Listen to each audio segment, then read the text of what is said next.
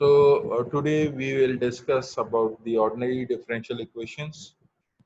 Ordinary differential equation को numerical method में किस तरीके से सॉल्व करना है। इसके दो तरह के प्रॉब्लम्स होते हैं, एक को इनिशियल वैल्यू प्रॉब्लम कहते हैं, दूसरे को बाउंड्री वैल्यू प्रॉब्लम कहते हैं। दोनों में थोड़ा सा फर्क है। तो इनिशियल वैल्यू प्रॉब्लम जो है वो आपके कोर्स में शामिल है, तो हम इनिशियल वैल्यू प्रॉब्लम को डिस्कस करेंगे। ऑर्डिनरी डिफरेंशियल इक्वेशन से मेरा ख्याल है सब लोग वाकिफ हैं कि ये क्या होता है। ये dy ओवर dx होता है। dy ओवर dx जो है इसको आमतौर पे हम कहते हैं स्लोप। ठीक है, आप लोगों को अभी तक मेरा ख्याल है इन दो चीज़ों में फ़र्क पता चल गया होगा। अगर फ़र्क पता चला है तो मुझे बताएं, अगर फ़र्क नहीं पता चला तो भी बताएं।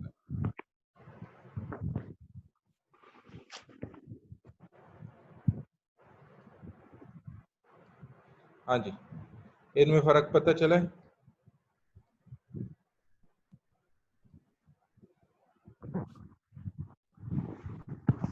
दोनों में डिफरेंस आपको मालूम है?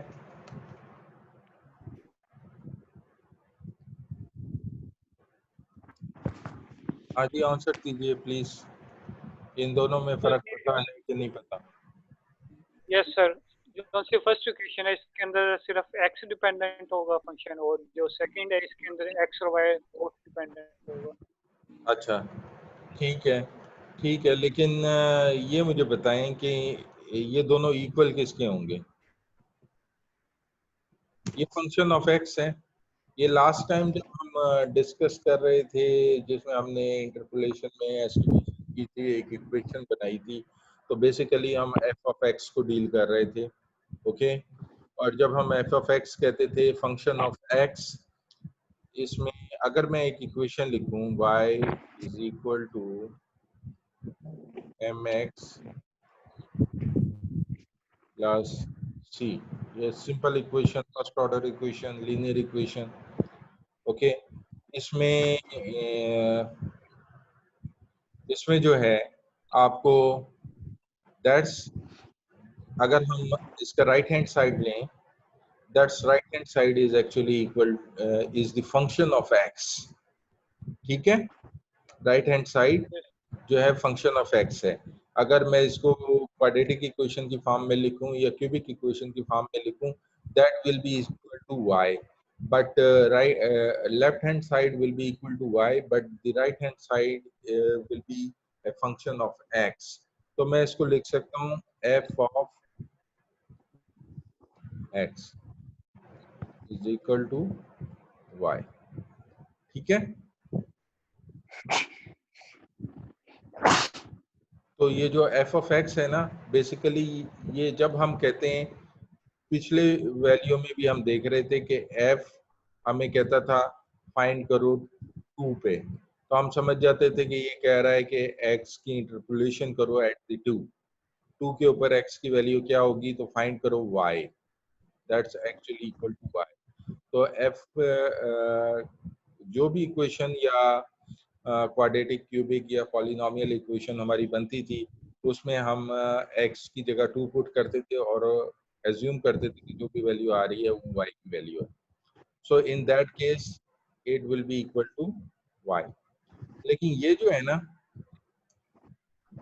ये आपकी वॉइस मिसिंग है। वॉइस कट रही है? Yes sir. अच्छा, मैं देखता हूँ, शायद इंटरनेट में कोई प्रॉब्लम हो।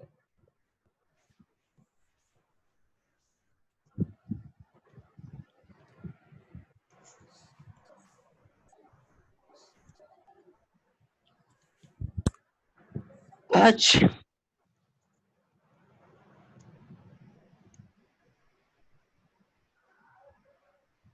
नहीं, इंटरनेट तो ठीक है।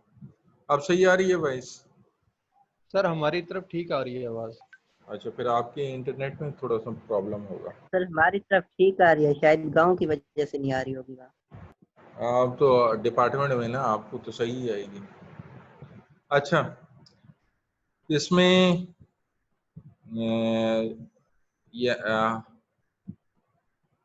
हम डिस्कस कर रहे थे कि f of x is basically nothing but its y। इसको जहां भी f of x लिखा है इसका मतलब है फंक्शन ऑफ x, x की जो भी वैल्यू उसके अंदर डाली जाएगी तो वो हमें करॉस्पॉन्डिंग y ऑर्डिनेट पे वैल्यू देगा।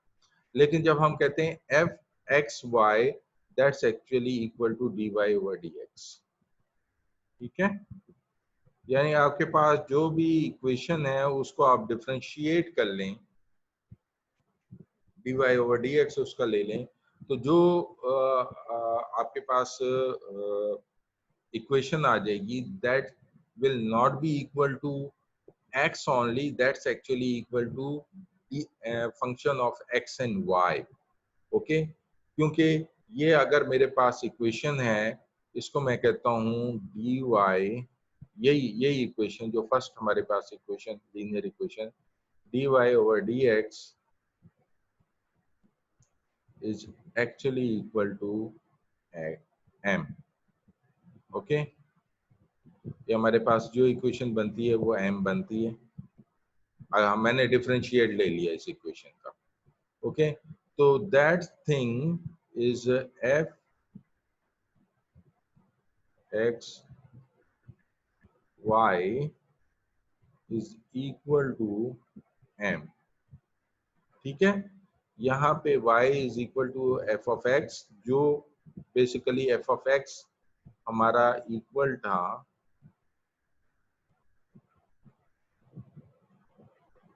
mx प्लस c के, और f सेम इक्वेशन का x function of X Y equal है m के। Any question in that? आपको इसमें कोई चीज समझ ना आई हो? ये दोनों चीजें इस लेक्चर के दौरान यानी फ्रीक्वेंटली यूज होंगी। तो मैं चाहता हूं कि हम सारे एक पेज में हों, जब आप ये लिखन देखें तो आपको पता चले कि ये क्या कह रहा है, इसका क्या मतलब है।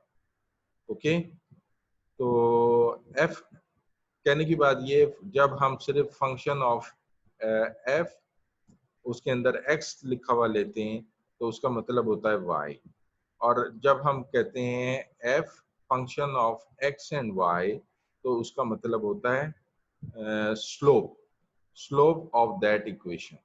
वो इक्वेशन जो भी कर्व बना रही है उसके ऊपर अगर टेंजेंट लिया जाए और उस टेंजेंट के जो भी स्लोप होगा, okay, rate of change of y in term of x जो भी होगा उसको हम कहेंगे f is the function of x and y। Okay, तो मेरा ख्याल है यहाँ तक सबको क्लियर होगा। किसी को क्लियर नहीं है तो वो क्वेश्चन रेज कर सकता है, क्योंकि नेक्स्ट जो स्लाइड है उसके अंदर मैं ये यूज करूंगा। अगर आपको यहाँ पे समझ नहीं आई तो वहां पे भी समझ नहीं आएगी। Clear? Yes, sir. Okay, so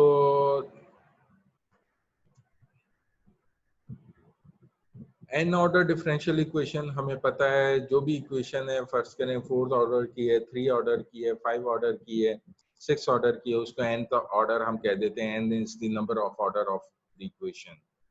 quadratic equation में सेकंड होगा, क्यूबिक इक्वेशन में 3 होगा। ठीक है, तो इसके लिए n कंडीशंस चाहिए होंगी। क्यूबिक इक्वेशंस को हल करने के लिए n कंडीशन चाहिए उसके यूनिक सोल्यूशन को ऑब्टेन करने के लिए। यह कहने का मतलब है उसके x की 3 वैल्यू आएंगी। ठीक है, क्वाड्रेटिक में x की 2 वैल्यू मौजूद होंगी, फोर्थ ऑर्डर में हमें 4 x की वैल्यू मिलेंगी, फिफ्थ ऑर्डर में हमें 5 वैल्यू मिलेंगी। तो n कंडीशंस होंगी जिसके ऊपर जो है ना वो इक्वेशन सेटिस्फाई होगी। इसके बाद जो ऑल कंडीशन अगर हम स्पेसिफाई कर दें, यानी एन कंडीशन के बजाय तमाम कंडीशन जो है हम एक सेम वैल्यू पे स्पेसिफाई कर दें तो उसको हम कहते हैं initial value problem. Initial value as the name indicate, ठीक है, that's actually x naught, y value at x naught, यानी स्टार्ट में उसकी क्या वैल्यू है, x की इनिशियल वैल्यू के अगेंस्ट y की क्या वैल्यू है, ये इनिशियल वैल्यू है, ठीक है। नेम इंडिकेट x नॉट के अगेंस्ट y की क्या वैल्यू है, that's the initial value problem.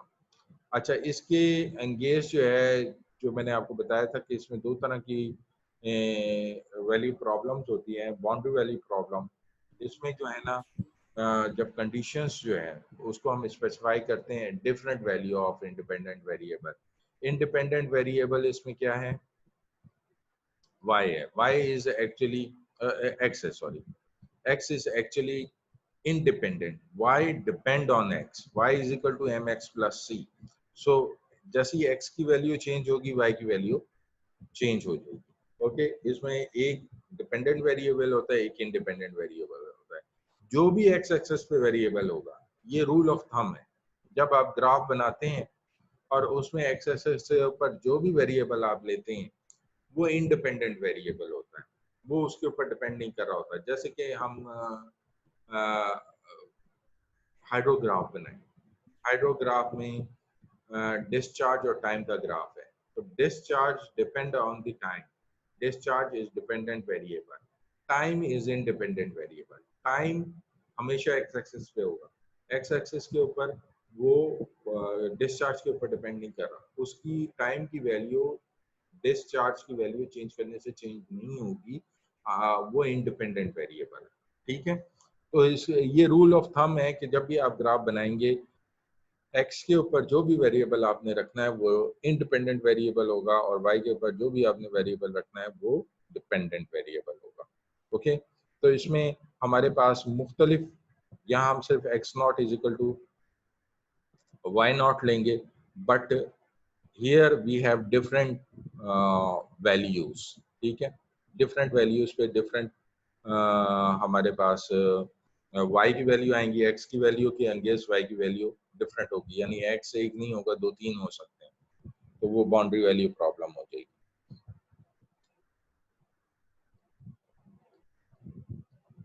तो ये स्लाइड बेसिकली आपको बता रही है कि जो इनिशियल वैल्यू प्रॉब्लम है वो क्या है। आपको सिर्फ ये इसके अंदर समझना है कि x, जब हम इनिशियल वैल्यू प्रॉब्लम कहते हैं, जो हमारा लेक्चर है उसमें x naught is equal to Y naught आपको दिया हुआ होगा, that's initial. x naught Y naught आपको दिया होगा, इक्वेशन आपको दी होगी, और फर्दर वो आपको आपसे कुछ डिमांड करेंगे, वो मैं अभी नहीं बताऊंगा, जैसे ही हम नेक्स्ट स्लाइड में जाएंगे तो आपको क्लियर हो जाएगा।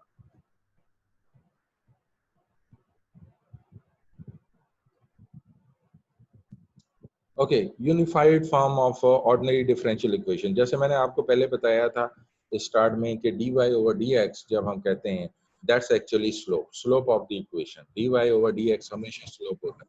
स्लोप कैसे डिफाइन किया जाता है, कोई भी कर्व हो उसके ऊपर कोई पॉइंट आप उसके ऊपर टेंजेंट ड्रा करें, टेंजेंट का जो भी स्लोप होगा दैट्स एक्चुअली द स्लोप, और वो आपको dy ओवर dx देता है। ओके, वो तो जो भी स्लोप होता है, स्लोप को हम dy ओवर dx की फॉर्म में लिखते हैं। इसको आप कह सकते हैं कि ये है tan थीटा, यानी टेंजेंट आप लें तो वो जो है ना आपको परपेंडिकुलर ओवर बेस, तो ये परपेंडिकुलर है, ये बेस है, और इसको हम कहते हैं फंक्शन ऑफ एक्स वाई। इसको अगर हम फर्दर सिंप्लीफाई करें तो dy इज इक्वल टू, यहाँ पे x यहाँ पे चला गया। अब ये इक्वेशन इससे ड्राइव हुई है, वो कैसे ड्राइव हुई है वो मैं आपको बता देता हूँ, और ये इक्वेशन हमें कहते हैं आयलर इक्वेशन, ठीक है, यूलर इक्वेशन है, और ये इसी को हमने यूज करना है अपने जो भी आज का लेक्चर है उसमें। तो y की जगह मैं लिख सकता हूँ y i plus 1 minus y i, that's actually equal to dy। ये जो चीज़ है ये डिफरेंस ऑफ y है। अगर मैं इस तरह से ग्राफ बनाता हूँ, ठीक है, और एक स्ट्रेट लाइन ले लेता हूँ, स्ट्रेट लाइन के ऊपर दो पॉइंट्स हैं मेरे, ओके, ये y x not x i में इसको कहता हूँ, ये मेरा y i है, ओके, तो ये है, और ये मेरा x i प्लस 1 है, यानी ये हमारे पास x i प्लस 1 हो जाएगा, इसके अगेंस्ट ये जो है ये वाई आई प्लस 1 हो जाता।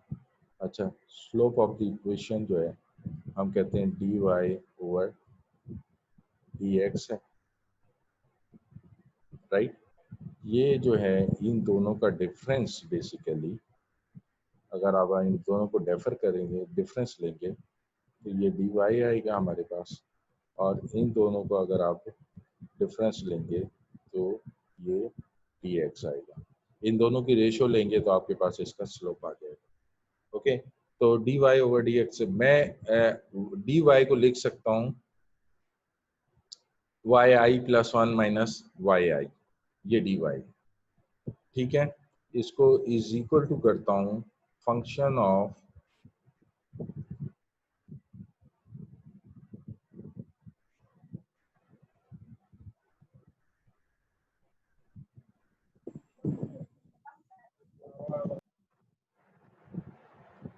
इसको इक्वल करते हैं फंक्शन ऑफ एक्स वाई, ठीक है। और यहाँ आगे जो हमारा एक्स आई है, ठीक है, इसको मैं लिख देता हूँ, ये बेसिकली क्या है एक्स आई प्लस 1 माइनस एक्स आई, और इसको हम कहते हैं एच, एच से हम पहले ही वाकिफ हैं, ये हमारा इंटरवल है। ओके, इसको ये 2 पॉइंट्स के दरमियान में आप जितना स्मॉल रखेंगे उतना ही एक्यूरेट जाएंगे, तो इसको मैं एच लिख देता। ओके, तो ये जब यहाँ पे चला जाएगा इक्वेशन के इस तरफ, तो ये प्लस हो जाएगा, तो वाई आई प्लस 1 जो है हमारे पास आएगा Y I plus function of F X I Y I H और मल्टीप्लाई बाय एच, ठीक है। इसमें जो है हमारे पास ये फंक्शन के डिफरेंट सॉल्यूशन हो सकते हैं। अच्छा, इसमें अभी 2 किस्म के मेथड हम पढ़ेंगे। ये जो फार्मूला है बेसिकली, इस फार्मूले को हम लिखते हैं, जो इसकी जनरल फॉर्म आती है उसको लिखते हैं Y I plus 1 is equal to Y I plus function of X and Y into H, ठीक है। ये इन्होंने थोड़ा सा कॉम्प्लिकेटेड करके लिख दिया है, लेकिन असल में चीज़ यही है, इसलिए आप इसमें कंफ्यूज ना हो। ओके, नेक्स्ट जो हम उसमें यूज़ करेंगे तो ये यूज़ करेंगे, इसको हम कहते हैं, इसका एक नाम है जो कि हम कहते हैं यूलर फार्मूला, ये यूलर फार्मूला है। ओके, तो ये हमें क्या देता है, ये बेसिकली हमें y की नेक्स्ट वैल्यू देता है। हम यूज करते हैं अपने x की प्रीवियस वैल्यू, y की प्रीवियस वैल्यू यूज करते हुए और dy ओवर dx को यूज करते हुए हम फाइंड करते हैं y की नेक्स्ट वैल्यू। अगर आप इसको देखेंगे तो आपको मेरी आवाज आ रही है ना, या कनेक्शन बार बार आने से?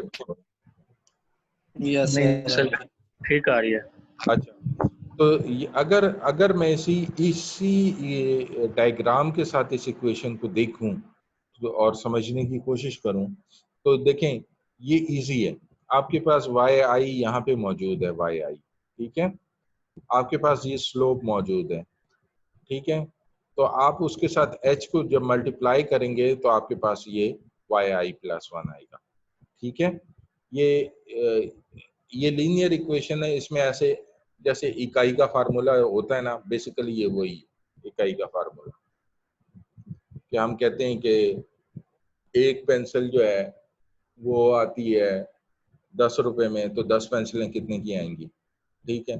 तो आपके पास ये जो 10 रुपए है, ये बेसिकली स्लोप है, एक पेंसिल की कीमत ये वाई आई है, आप उससे मल्टीप्लाई उसको करते हैं और फिर उससे आप नेक्स्ट वैल्यू निकाल लेते हैं। ये बिल्कुल वही चीज़ है, कोई इतना इसमें मुश्किल नहीं है।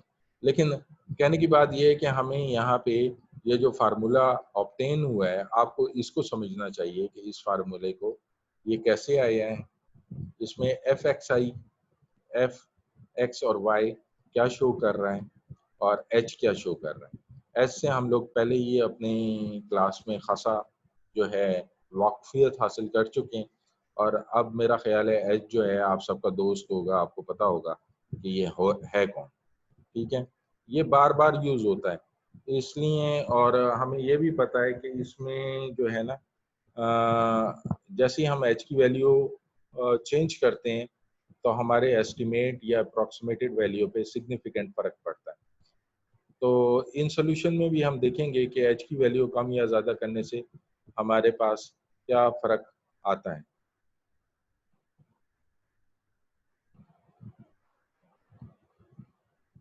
सर एक सवाल है मेरा। हैं? जी बताइए। सर एक क्वेश्चन है मेरा। बताइए। सर ये जो येलो कलर में इक्वेशन लिखी हुई है, ओलर इक्वेशन, हाँ, इसमें सर एच जो है ना ब्रैकेट के अंदर भी है और बाहर भी है। नहीं वो मैंने आपको इसका बताया सर कि ये ज़रा कॉम्प्लिकेटेड करके ये हैं इन्होंने लिख दिया है, ये लिखने में कोई वो हुआ होगा, लेकिन जो बेसिक एच सकते इक्वेशन थे ना मैंने हम आपको बताई एच। है। हाँ जी, जी जी, एच स्क्वायर भी तो लिख सकते हैं ना सर इसको। नहीं नहीं नहीं नहीं, ये एच नहीं है। ओके, ये वाला एच जो है ना, जी जो मैंने आपको इक्वेशन बताई है आप उसी को फॉलो कर। जी सर, इक्वेशन वो को, एच बाहर लिखवा तो और फाइव जी फाइव साइड पे लिखो। हाँ, तो ये फंक्शन ऑफ एक्स वाई। अभी मैं जब नेक्स्ट स्लाइड पे जाऊंगा आपको वाज़ेह हो जाएगा। सर शुक्रिया। अच्छा जी, ये हमारे पास फार्मूला आ गया। अब ये यूलर मेथड है, ये वही चीज़ है कि आपने यहाँ पे एक्स आई प्लस वन ये एच है, ये बेसिकली, और यही फार्मूला मैंने आपको पीछे बताया था, ये ड्राइव कराया था। ठीक है, ये फार्मूला हमने, उसने पाई को जी जी इसके बराबर लेके ये उसी फार्मूले की तरफ जा रहा है।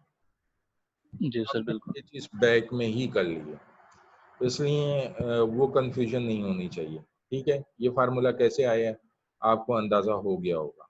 ठीक है, और ये वही फिगर ड्रा की है जो पीछे मैंने ड्रा की थी। बेसिकली ये इसका प्रेडिक्टेड, ये जो है ये कोई कर्व है, ये इस तरह का कर्व है। ओके, ये यूं करके कर्व आ रहा है, लेकिन इस पे ये पॉइंट इन्होंने लेके इस पे टेंजेंट ड्रा किया।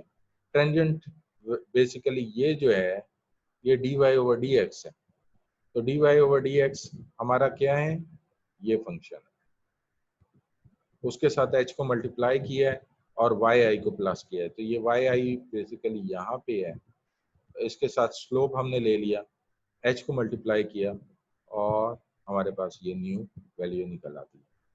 अच्छा, एरर एस्टीमेट, ये इस चीज से मेरा ख्याल है आप लोगों को वाकिफ होने चाहिए। ये क्या चीज है, इसको देख के बताएं ये क्या है, ये जो लिखी हुई है नीचे। टेलर सीरीज है सर। हाँ जी, ये टेलर सीरीज है, शाबाश। तो ये टेलर सीरीज जो है ना एरर टर्म निकालने के लिए है।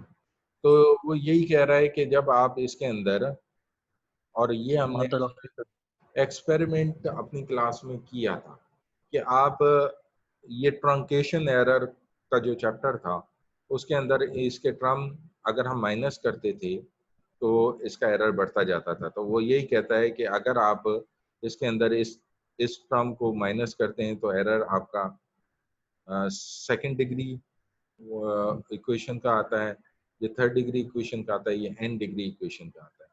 तो डिपेंड करता है कि आप कितने टर्म्स इसके अंदर वो करते हैं। ठीक है, अगर ये टेलर सीरीज का फार्मूला है, आपको पता है ये सारे टर्म में माइनस करो, ये चीज फर्ज करो नहीं है। ओके, हम फर्ज करते हैं ये नहीं है, तो बैक में ये क्या रह गया, ओलर इक्वेशन। हाँ जी, या ये यूलर इक्वेशन रह गई है। और Euler equation basically Taylor series से ही ड्राइव हुई है, डिराइव्ड। लेकिन टेलर सीरीज में हम हायर ऑर्डर टर्म इंक्लूड कर लेते हैं हमारे एरर को कम करने के लिए। ठीक है, और इसमें हम हायर ऑर्डर टर्म इंक्लूड नहीं करते, जिस वजह से जो है ना एरर ज्यादा आता है। ये देखें, ये एरर जो आ रहा है बेसिकली यहाँ पे, that's error is due to exclusion of higher order term. अगर आप इसमें, ठीक है, अगर आप इसमें सेकंड यानी जो सेकंड ऑर्डर टर्म है वो ऐड कर लेते हैं, तो ये जो आपका टेंजेंट है, ये टेंजेंट नहीं रहेगा, ये इस तरह का कर्व बन जाएगा। ठीक है, आपका एरर यहाँ इतना हो जाएगा, रिड्यूस हो जाएगा। थर्ड ऑर्डर में और कम हो जाएगा, फोर्थ ऑर्डर में और कम हो जाएगा। हालांकि ये जो इक्वेशन है इसका ऑर्डर मैच होगा तो ये बिल्कुल ही खत्म हो जाएगा, एनालिटिकल सॉल्यूशन के बराबर हो जाएगा। ओके, जी सर। यहाँ पे जो नीचे E T square, E T power 2, E T 3, ये जो लिखा है, ये मेरा ख्याल है आप लोगों को अंदाजा हो गया होगा, दैट्स एरर।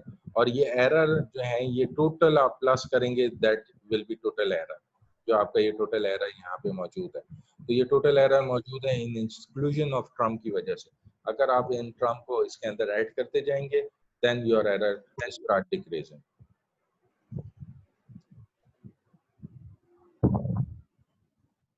एग्जाम्पल देखते हैं आइलर मेथड की कि इसको यूज कैसे करना है। अच्छा, आइलर मेथड में वो कहता है कि इसको न्यूमेरिकली इंटीग्रेट करें।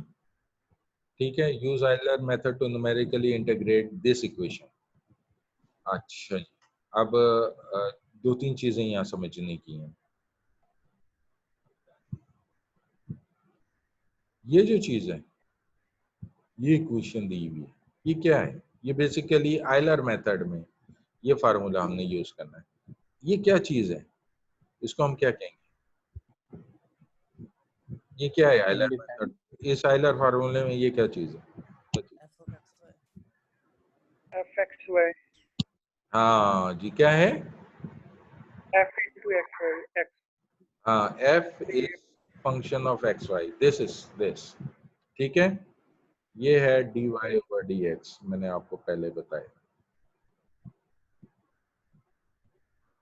ओके, ये dy over dx है, तो ये हमारे पास यहाँ इसमें यूज होगा। ओके, आगे चलेंगे फिर पता चलेगा। फिर from x not 0 to x4, ये क्या है? इसमें x is equal to 0 is basically x naught. हमारे पास x नॉट की वैल्यू जो है वो 0 है।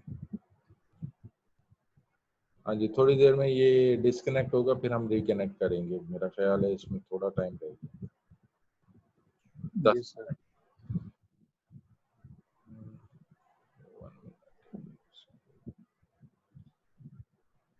अच्छा जी, तो हमारे पास देखें x की दो वैल्यू हैं, x नॉट, और दूसरा ये x इज इक्वल टू 4 क्या चीज है? ये क्या है? ये x प्लस 1, ये x है। ओके, हमने x नॉट से xn तक जाना है। ओके, ये अगर थर्ड ऑर्डर डिग्री कर्व है, इसको मैं बनाऊं ताकि आपको क्वेश्चन समझ आ जाए। तो ये इस तरह से कर्व कोई बनी हुई है जिसमें फर्ज करें कर्वेचर ज्यादा है, क्योंकि थर्ड ऑर्डर में जो है वो कर्वेचर ज्यादा हो जाता है। तो कहते हैं इस तरह करके बनी हुई है। फर्ज करें यहाँ जो पॉइंट है इसका टेंजेंट लेता हूँ। ठीक है, ये मेरा dy over dx।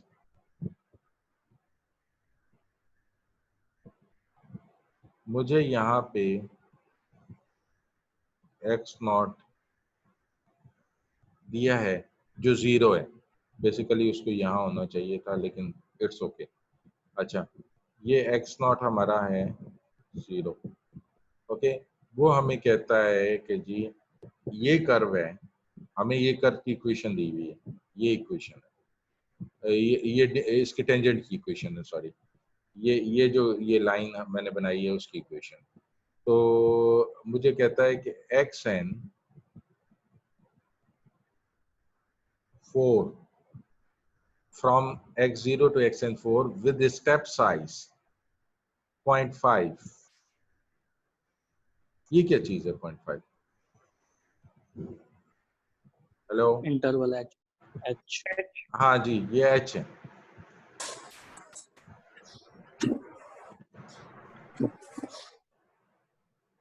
h है 0.5। इनिशियल कंडीशन, मैंने कहा था ये इनिशियल कंडीशन प्रॉब्लम है। तो यहाँ जब मैंने स्टार्ट करना है इसमें yi यानी y1 फाइंड आउट करना है, तो मुझे जरूरत है y0 की, वरना मैं इस फार्मूले को यूज नहीं कर सकता। ओके, मुझे y0 की जरूरत है ना, क्योंकि अगर मैंने y1 को फाइंड आउट करना है तो y0 पता होना चाहिए, उसके साथ ही मैं इसको प्लस करूंगा। अब मेरे पास h है, dy/dx है, y0 क्या है, ये x इज इक्वल टू 0 पे y0 जो है ये बेसिकली 1 है। y1 हो जाएगा। y0 जो है ये 1 है, ठीक है। तो यहाँ 1 प्लस यहाँ पे फंक्शन ऑफ एक्स वाई। अब h क्या है, h हमारे पास है 0.5, तो हम x को फाइंड आउट करेंगे, क्योंकि अच्छा इस इक्वेशन को जनरल बना लेते हैं, फिर आपको पता चलेगा। अगर मैं y1 फाइंड आउट कर रहा हूँ तो फार्मूला क्या होगा, फार्मूला बन जाएगा y0 plus f x0 comma y0 into h। Okay, तो मैंने क्या करना है, y0 मेरे पास क्या है 1 मौजूद है, प्लस ये जो है dy/dx है, dy/dx की जो भी इक्वेशन है उसमें x की वैल्यू x0 क्या है 0 है, तो मैं 0 0 0 इसमें पुट करूंगा तो dy/dx मेरे पास कितना आ जाएगा, dy/dx कितना आएगा 8.5। जी 8.5। ये देखें, ये मेरे पास आ गया 8.5। मैं x0 y0 की जगह 8.5 पुट कर रहा हूँ, इनटू h क्या है 0.5। तो 8.5 मल्टीप्लाई बाय 0.5 ये वाली इक्वेशन। ओके, तो हमारे पास ये आता है 5.25। ओके, ये अब हम पहुंच गए किस पॉइंट पे, हम इस पॉइंट पे पहुंच गए। y जो है ये आ गया 5.25। ओके, अच्छा अब मेरे पास x1 क्या होगा, x0 से x1 की तरफ जाना है, तो क्या करेंगे 1 प्लस h जो है हमारे पास 0.5, ठीक है, तो ये आ जाएगा 1.5। इसकी समझ आई है? और सर ये x1 1 क्यों इसमें जमा? x1 जो है ना आपके पास, ये x0 है ना, देखें अब यस ये क्या है, ये h है, ठीक है। मेरा नेक्स्ट पॉइंट x1 ये होगा, x0 से x1 पे चले गए ना,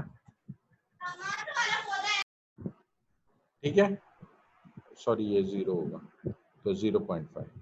अच्छा, तो हम x0 हमारे पास क्या था 0। अब मैं नेक्स्ट पॉइंट की तरफ जा रहा हूँ x1 की तरफ, तो 0 प्लस h, ठीक है। हेलो, तो जी सर। ये 0.5 हो जाएगा। ये अब x1 हमारे पास क्या है 0.5 और y1 हमारे पास क्या है 5.25। तो जो हमारे पास ये कंडीशन थी, ये कंडीशन अपडेट हुई जी।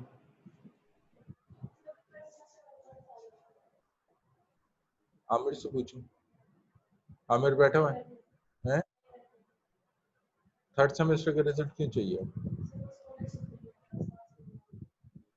नहीं, आप बोनाफाइड सर्टिफिकेट लें तो बस वही आप लेके जाएं, कोई मसला नहीं होगा। किसने कहा आपको? उसमें लिखा हुआ है, लेकिन हमने उनसे कह दिया बोनाफाइड लेके, ठीक है, उसके ऊपर लिखा होगा आपका रिजल्ट। हाँ, रिजल्ट लिखा हुआ है, आप बोनाफाइड पढ़े ना आपने, हैं? बोनाफाइड बनाया आपने? नहीं, नया बनवाए। आमिर से कहें वो फिर मुझसे सिग्नेचर करा लें, अभी आ जाएगा यहीं, ठीक है, थोड़ा इंतजार करें, मैं थोड़ी देर में बुलाता हूँ। अच्छा जी, ये अब जो नेक्स्ट कंडीशन हमारे पास हो गई, x1 इज इक्वल टू 0.5 और y1 is equal to, y1 क्या है अब? 5.5 5.25 5.25 sir. जी 5.25, शाबाश।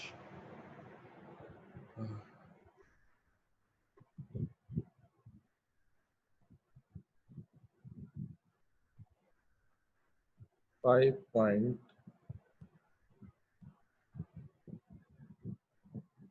25, ठीक है, अपडेटेड कंडीशन ये हो गई। अब मैंने y2 फाइंड आउट करना है। y2 general equation y1 plus function of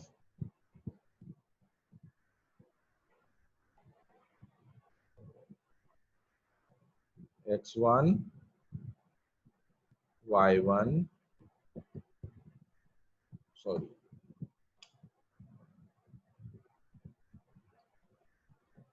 into h, okay.